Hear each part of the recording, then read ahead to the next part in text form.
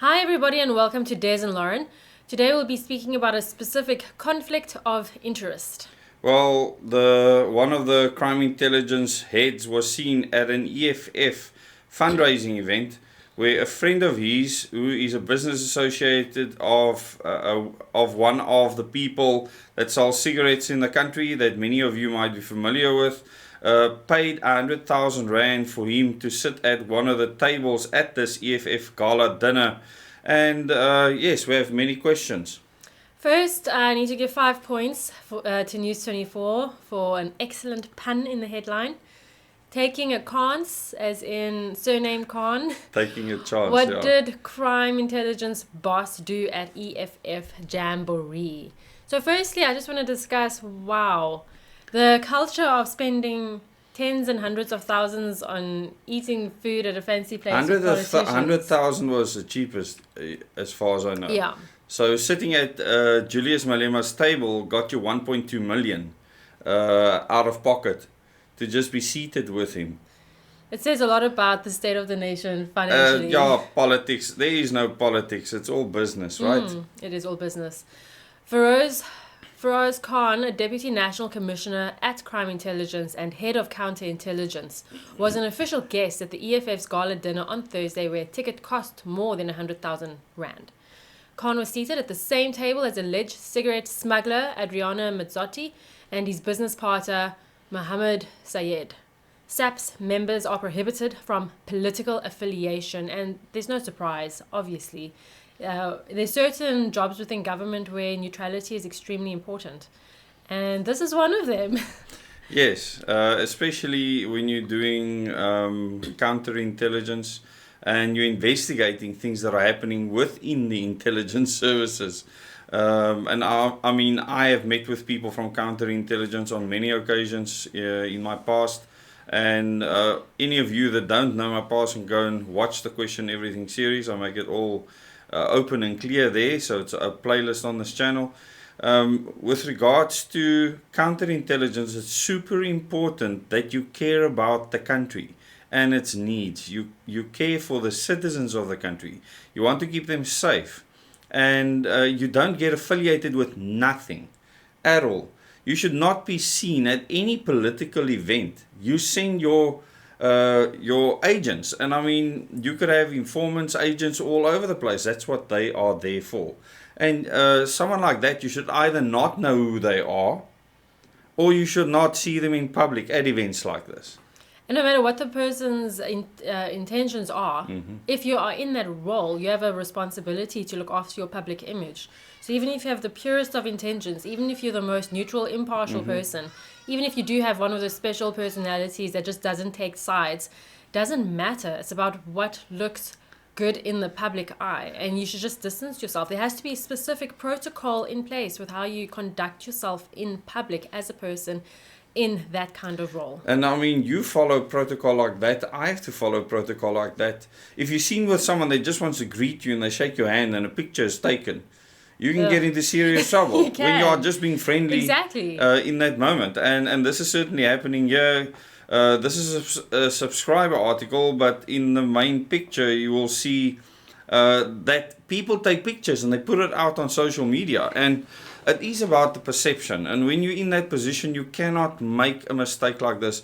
And they were asked for comment, the police, because he's a multi-millionaire businessman as well. Now, he's allowed to run his businesses. People might be surprised by this. But in intelligence, many people are not supposed to be known in the public sphere. And they are often encouraged to start a business. I was encouraged to start a business, to have that out of whatever it is that you are doing. So this is normal. It should not be in a public domain. It should not be public knowledge while you are operational at all. So the fact that News 24 is putting this out there is also a huge concern.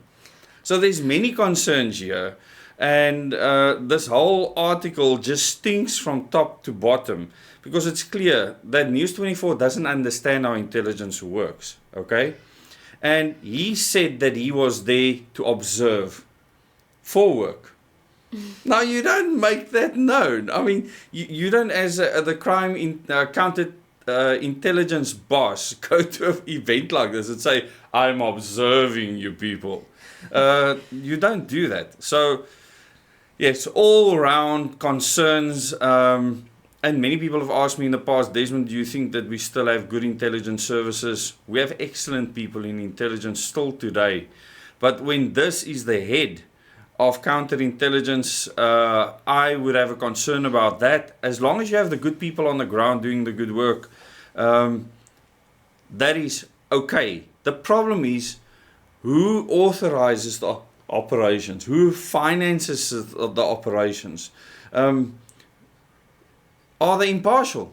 And you have to ask that question. If one of the businesses he's associated with is actually in for investigation within intelligence, and one of them is a motor spares business which is associated with smuggling and all sorts, what does he do?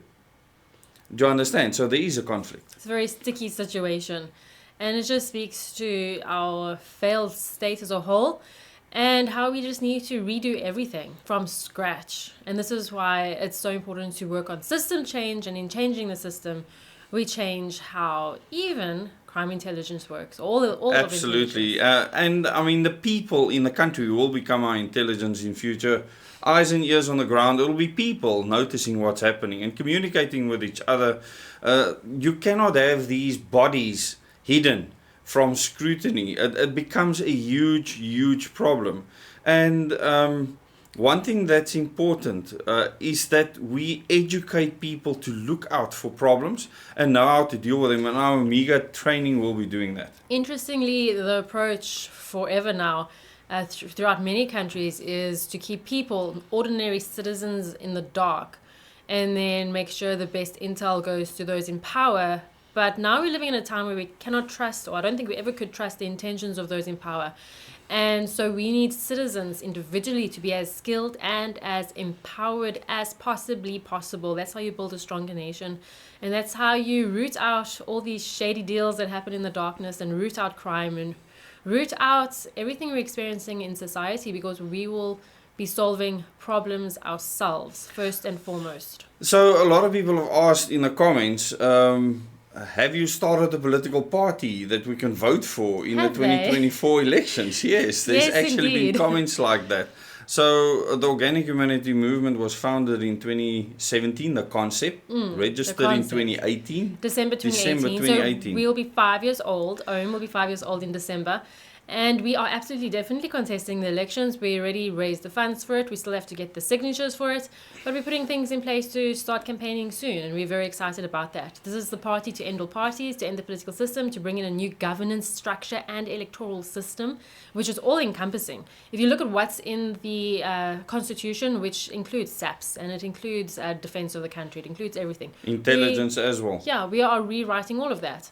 And I hope that we'll very soon be able to see a new country liberated from all of this nonsense that's holding us back from prospering. And in our minds, we have set a deadline for 2029 by which this should be accomplished. So it's a very little time. And if we start working towards that, we can put a critical mass of people together. And you need a certain amount of people that are self-empowered, trained, have the right knowledge to actually carry the country over that hurdle, over that finishing line. I've picked up one obstacle, and that is everybody's fear of the unknown. So they'll rather cling on a very broken, corrupt, evil current system because they're used to it, because it's known. It's like Stockholm syndrome. It's like bridge swinging or bungee jumping or skydiving, taking that step. You know, you terrify the moment you're about to do it, and then you just do it. And I think South Africa's at the point where people are terrified of the unknown. And what OM is presenting, as tangible as it might be written down, we haven't experienced this yet, and it's the unknown, and people are terrified. So it's up to all of us, you included, to embrace the unknown and let go of the known, so that we can move on to a new way of living here in South Africa, and definitely a new way of governing. Well, thanks for watching this video. Tell us in the comments what you think about Mr. Khan taking a chance as I say, on News 24, and we by no means News 24 supporters. These articles are fraught with bias, with huge problems, and read the article. And you can go to our Telegram group to do that. If you want to, you'll find a link in our Telegram group. But read the article and understand the many things that are being said and the things that are not being said. You will see how the media do not understand intelligence, and how Mr. Khan does not understand the scrutiny of the media and the fact that they don't know what's going on within the intelligence circles. So he should not have acted the way that he has. And share this video with your friends and family. Subscribe to the channel. Click the bell icon, that little bell, because then you will get notifications for future videos. Enjoy your weekend, everybody. Bye. Bye.